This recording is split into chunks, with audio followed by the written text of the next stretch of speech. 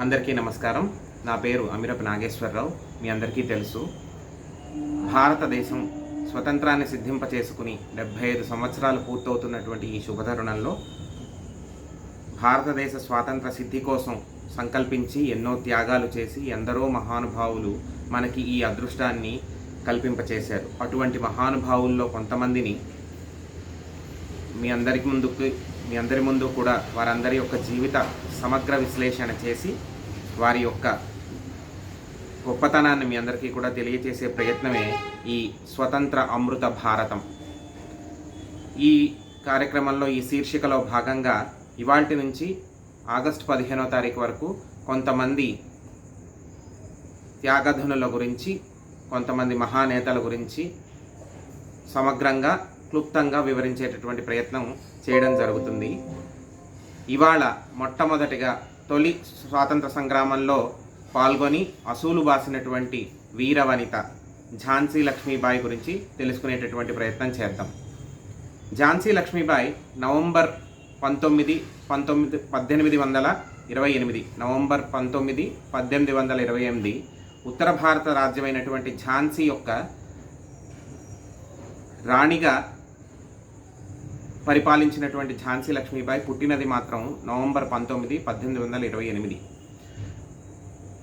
1857లో ఆంగ్లేయుల పరిపాలనకు వ్యతిరేకంగా జరిగినటువంటి మొదటి స్వాతంత్ర సమరంలో ప్రముఖ పాత్ర వహించినది ఝాన్సీ లక్ష్మీబాయి.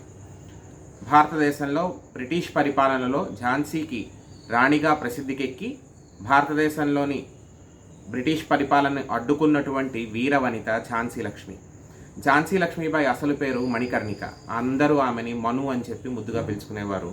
ఆమె ముందుగా చెప్పినట్టుగా 1828వ సంవత్సరం నవంబర్ 19వ తారీఖు మహారాష్ట్రకు చెందినటువంటి కర్హాడి బ్రాహ్మణుల సత్సాంప్రదాయ కుటుంబానికి చెందినటువంటి కుటుంబంలో, ఆ వంశంలో వారణాసి సమీపంలో జన్మించింది. ఆవిడ పుట్టింది మహారాష్ట్రలో కాదు, వారణాసి సమీపంలోనే జన్మించింది. కాకపోతే వారిది సత్సాంప్రదాయ మరాఠా బ్రాహ్మణ కుటుంబం. అలాగే వీళ్ళ తల్లిదండ్రులు ఇద్దరు కూడా మహానుభావులు. మొరోపంత్ తాంబే, భాగీరథీబాయి గారికి ఎంతో ఆధ్యాత్మిక భావనలు, అలాగే అప్పట్లోనే చాలా ఫార్వర్డ్ థింకింగ్ అని చెప్పుకోవాలి మేము. ఫార్వర్డ్ థింకింగ్ అంటే అప్పట్లోనే అభ్యుదయ భావాలు కలిగినటువంటి మహిళ భాగీరథీబాయి. పేరు మణికర్ణిక. ఆమెని చెప్పాను కదా, ముద్దుగా మను అని చెప్పి పిలుచుకునేవారు. మను 4 ఏళ్ల ప్రాయంలో దురదృష్టవశాత్తు వాళ్ళ తల్లిగారైనటువంటి భాగీరథీబాయి గారు కాలం చేశారు. అప్పటి నుంచి తండ్రి సంరక్షణలో పెరిగింది మణికర్ణిక తండ్రి 2వ బాజీరావు పీష్వా దగ్గర సైన్యాధ్యక్షుడిగా పనిచేశాడు. మహారాష్ట్ర పాలకుడైనటువంటి 2వ బాజీరావు పీష్వా దగ్గర సైన్యాధ్యక్షుడిగా పనిచేశాడు. బాజీరావు పంత్ను బీఠూర్కి పిలిపించి ఆశ్రయమిచ్చి ఆదుకున్నాడు. బాజీరావుకు సంతానం లేకపోవడంతో నానాసాహెబ్ అనేటటువంటి కుర్రవాణ్ణి దత్తత చేసుకుని బాజీరావు పెంచుకోవడం మొదలుపెట్టాడు. అప్పటి నుంచి నానాసాహెబ్, అలాగే అతని పినతండ్రి కుమారైనటువంటి రావు సాహెబ్, వారితో పాటు మణికర్ణిక అంటే మనం చెప్పుకుంటున్నటువంటి ఝాన్సీ లక్ష్మీబాయి, వీరు ముగ్గురు కూడా ఒకే దగ్గర చాలా స్నేహంగా పెరుగుతూ విద్యను అభ్యసించి గుర్రపు స్వారీ, ఖడ్గా చాలన విద్య, కత్తిసాము, తుపాకీ పేల్చడం ఇటువంటి విద్యలన్నిటినీ అభ్యసించారు. వీరకళ నేర్చుకున్నారు. వీరకళ అంటే ఒక సైనికుడికి కావాల్సినటువంటి నైపుణ్యాన్ని నేర్చుకున్నారు. లక్ష్మీబాయికి 13 సంవత్సరాల వయసులో, అంటే 1842వ సంవత్సరంలో 13 సంవత్సరాల వయసులో ఉత్తర భారతాన్ని పరిపాలిస్తున్నటువంటి ఝాన్సీ అనేటటువంటి రాజ్యానికి సంబంధించిన అధిపతి గంగాధరరావు నెవాల్కర్ అనేటటువంటి ఒక రాజుగారితో వివాహం జరిగింది. దీంతో ఝాన్సీ పట్టణానికి మహారాణి అయింది మణికర్ణిక. అప్పటి నుంచి ఆవిడ పేరు ఝాన్సీ లక్ష్మీబాయి. అంటే సాంప్రదాయం ప్రకారం పెళ్ళి అయిన తర్వాత ఆ యువతికి బాయ్ అనేటటువంటి నామం చేరుతుందన్నమాట. అప్పటి నుంచి ఆవిడ ఝాన్సీ లక్ష్మీబాయి అయ్యింది. కాబట్టి 1851లో ఝాన్సీ లక్ష్మీబాయికి ఒక కుమారుడు జన్మించాడు. అయితే దురదృష్టవశాత్తు ఆ కుమారుడు సరైన పెరుగుదల లేక 4 నెలలకే ఆ శిశువు మరణించాడు. ఆ శిశువు మరణించడం వల్ల ఏం జరిగిందంటే ఆవిడ భర్త, ఝాన్సీ లక్ష్మి భర్త అయినటువంటి గంగాధరరావు చాలా దిగులు పడి, జబ్బుపడి, అతను కూడా విపరీతమైనటువంటి అనారోగ్యపరమైనటువంటి సమస్యలతో అతను కూడా మరణించడం జరిగింది. అతను మరణించినది 1853లో. గంగాధరరావు నవంబర్ 21వ తారీఖున గంగాధరరావు కూడా మరణించడం జరిగింది. వివాహం తర్వాత ఝాన్సీ లక్ష్మీబాయి పేరు మార్చారని చెప్పా కదా. సభలలో ఆమె కూడా తండ్రి అయినటువంటి మోరోపంత్ తాంబేతో కలిసి ఎప్పుడూ కూడా సభలలో, రాజ్యసభలలో వాటిల్లో కూడా పాల్గొంటూ ఉండేది. ఆ సభలలో స్త్రీల యొక్క ప్రాబల్యాన్ని పెంచేటటువంటి ప్రయత్నం చేస్తూ ఉండేది. అలాగే తను కూడా నేర్చుకున్నటువంటి వీరకళ చెప్పా కదా, కత్తిసాము, అలాగే తుపాకీ పేల్చడం, గుర్రపు స్వారీ ఇలాంటివన్నీ నేర్చుకున్నదని చెప్పి ఆ శిక్షణ ఇతర స్త్రీలకు కూడా ఇవ్వడం మొదలుపెట్టింది ఝాన్సీ లక్ష్మీబాయి. అలా తను కూడా ఒక సైన్యాన్ని తయారు చేసింది.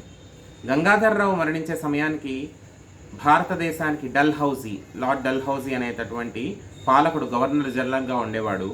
ఆ హిందూ సాంప్రదాయం ప్రకారం దామోదరరావు రాజ్యాన్ని అతని దాయాది అయినటువంటి వారసుడు, గంగాధరరావు రాజ్యాన్ని దాయాది అయినటువంటి వారసుడు దామోదరరావుకి ఇవ్వాలి. కానీ రక్త సంబంధం కానందున దత్తత వలన East India Company general Lord Dalhousie సిద్ధాంతం ప్రకారం సింహాసనాన్ని అధిష్ఠించే అధికారం అతనికి లేదని చెప్పి నిరాకరించాడు. దానివల్ల ఏం జరిగిందంటే ఝాన్సీ లక్ష్మీబాయి లండన్ కోర్టులో ఒక దావా వేసింది. అయితే ఆ దావా వేసిన తర్వాత ఏం జరిగిందంటే లండన్ కోర్టులో ఆవిడ ఆ దావాని గెలవకపోగా 1854లో ఆ రాజు రుణపడినటువంటి 60,000 రూపాయల రొక్కాన్ని ఈ ఝాన్సీ లక్ష్మీబాయికి ఇచ్చేటటువంటి రాజాభరణాల రూపంలో అవంతా కూడా రికవర్ చేసుకున్నారు, పట్టుకున్నారు లండన్ కోర్టు వాళ్ళు. అలా ఆ తర్వాత ఆమె ఝాన్సీని వదిలి వెళ్ళడానికి ఏమాత్రం కూడా ఇష్టపడలేదు. ఝాన్సీని వదిలి వెళ్ళిపోవాలి, ఒక రాజప్రముఖురాలిగా ఉండిపోవాలి అని చెప్పి సూచించినటువంటి బ్రిటిష్ పాలకుల యొక్క ప్రతిపాదనకి ఝాన్సీ లక్ష్మీబాయి ఏమాత్రం కూడా ఒప్పుకోలేదు. ఝాన్సీ పట్టణాన్ని వదిలి వెళ్ళడానికి ఏమాత్రం కూడా అంగీకరించలేదు ఝాన్సీ లక్ష్మీబాయి. అంతటి పట్టుదల కలిగినటువంటి వీరవనిత. అటువంటి పరిస్థితుల్లో ఝాన్సీలో ఇవన్నీ జరుగుతుండగా ఏం జరిగింది అంటే మే 10వ తారీఖు 1857 మీరట్లో భారతదేశానికి సంబంధించినటువంటి మొట్టమొదటి సిపాయిల తిరుగుబాటు జరిగింది. ద సిపాయి మ్యూటినీ అని చెప్పి మనం చదువుకుని ఉంటాం. ఫస్ట్ సిపాయి మ్యూటినీ అంటే మొట్టమొదటి సిపాయిల తిరుగుబాటు. అది జరిగిన తర్వాత ఏం జరిగిందంటే 1857లో భారతదేశం కలవరప్రాకడం మొదలుపెట్టింది, అంటే కాస్త ఇబ్బంది పడడం మొదలుపెట్టింది. తర్వాత ఉత్తర భారతదేశంలో మొదటి స్వాతంత్ర సంగ్రామానికి సంబంధించినటువంటి ఆనవాళ్లు మొదలయ్యాయి. ఈ క్లిష్ట పరిస్థితుల్లో ఏం జరిగింది అంటే బ్రిటిష్ వాళ్ళు కూడా ఇంకెక్కడో తమ ధాన్యాన్ని కేంద్రీకృతం చేయడం మొదలుపెట్టారు.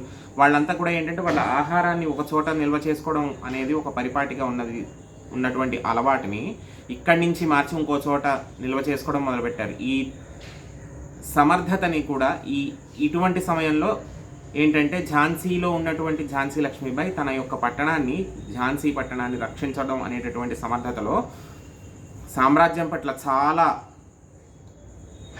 ధైర్యంగా, చాలా జాగ్రత్తగా వహించడం మొదలుపెట్టిందనమాట. అటువంటి పరిస్థితుల్లో తన బలగాలు అంటే మొదటి నుంచి కూడా తను కొందరు ఆడవారిని శిక్షణ ఇవ్వడం, కొందరు ఆడవారికి ఈ వీరకళ నేర్పించడం అనేది చేసిందని చెప్పా కదా. అటువంటి సమయంలో వారందరినీ కూడా కూడగట్టుకుని ఆ రాజ్యం యొక్క రక్షణని తనే స్వయంగా చూసుకోవడం మొదలుపెట్టింది. అలా ఈ క్రమంలో తాంతియా తోపే అనేటటువంటి ఒక విప్లవకారుణ్ణి కలుసుకోవడం జరిగితే ఆ తాంతియా తోపే కూడా ఏం జరిగిందంటే అతను కూడా తను శిక్షణ ఇచ్చినటువంటి 20,000 మంది సైనికులు వారిని ఈ ఝాన్సీ లక్ష్మీబాయికి సంబంధించినటువంటి ఝాన్సీ రాజ్యము మరియు ఇతర దేశ రక్షణ కార్యకలాపాల్లో వినియోగించాడు. 20,000 మంది సైనికులు, తను తయారు చేసినటువంటి 20,000 మంది సైనికుల్ని తాంతియా తోపే ఆ రకంగా వినియోగించాడు. అలా మొదలైనటువంటి ఈ మొదటి స్వాతంత్ర సంగ్రామంలో ఝాన్సీ లక్ష్మీబాయి, తాంతియా తోపే వీరందరూ కూడా పాల్గొనడం జరిగింది. అలా జరిగినటువంటి క్రమంలో 1857లో అలజడి రేగడంతో ఝాన్సీ పట్టణంలో విప్లవకారులు విలయంగా మారింది. ఝాన్సీ పట్టణం చాలా అట్టుడికిపోయింది. లక్ష్మీబాయి స్వచ్ఛంద సైన్యాన్ని సమీకరించి తద్వారా ఆత్మరక్షణ బలోపేతనం చేసుకుంది. ఆత్మరక్షణ అంటే తనను తాను రక్షించుకుంటూ ఝాన్సీ పట్టణాన్ని కూడా రక్షించడం.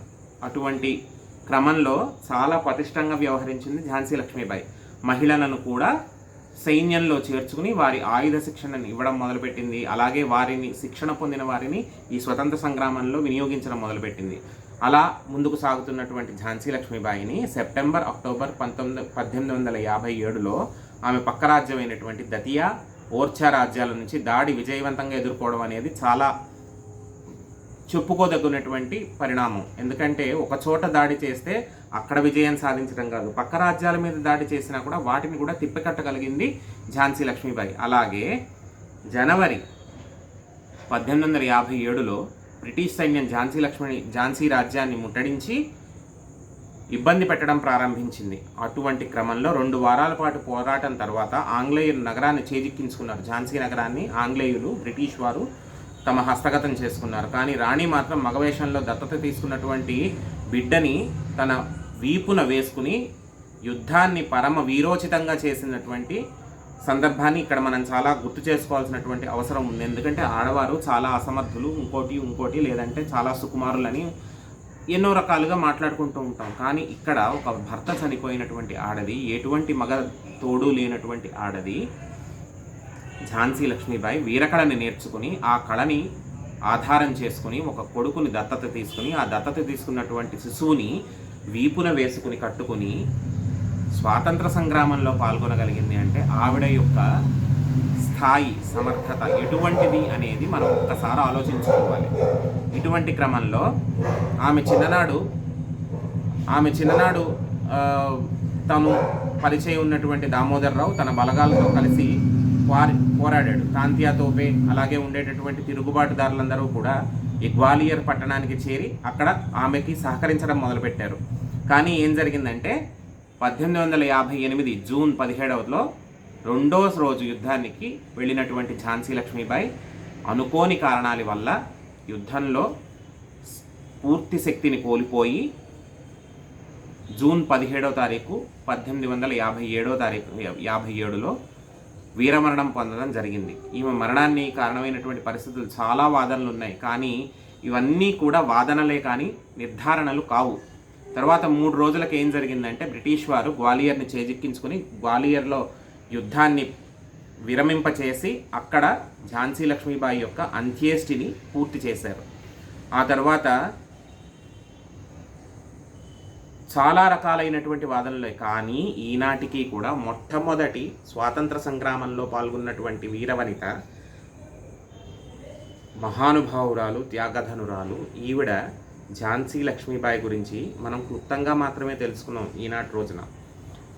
ఆ స్ఫూర్తి మహిళలందరూ కూడా పొందాలి. మొట్టమొదటి రోజు మహిళల యొక్క ప్రముఖాల గురించి మొదలుపెట్టడం అనేది ఎంతో ఆనందించదగ్గ విషయం అయితే అందులోంచి స్ఫూర్తి పొంది మహిళలందరూ కూడా, మహిళలే కాదు అందరూ కూడాను స్ఫూర్తి పొంది దేశం కోసం నిలబడాలి అనేటటువంటి భావనని పెంపొందించుకోవాలి. అటువంటి భావనని పెంపొందించుకుని దేశమాత యొక్క రక్షణలో, దేశమాత యొక్క సేవలో తరించాలి. ఇవాళ ఝాన్సీ లక్ష్మీబాయి గురించినటువంటి విశేషాలను తెలుసుకుందాం. రేపు మరొక ప్రముఖుల గురించి తెలుసుకుని మళ్ళీ మీ ముందుకు రావడానికి ప్రయత్నం చేస్తాం. జై హింద్.